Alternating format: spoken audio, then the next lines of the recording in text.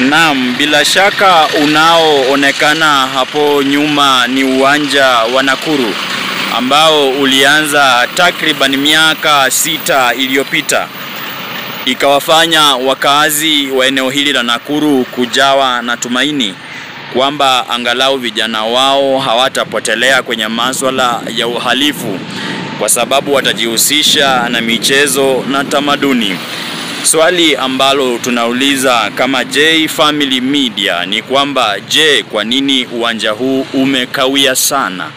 Na ni nani anayefaa kuhakikisha ya kwamba uwanja huu umekamilika?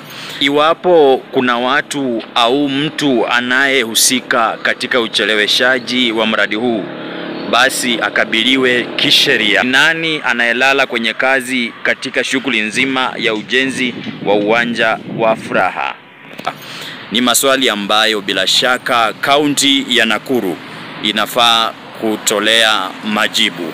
Nikiwa naripotia kaunti ya Nakuru, jina langu ni Jerry K, na siku zote ukumbuke tutatimiza ndoto.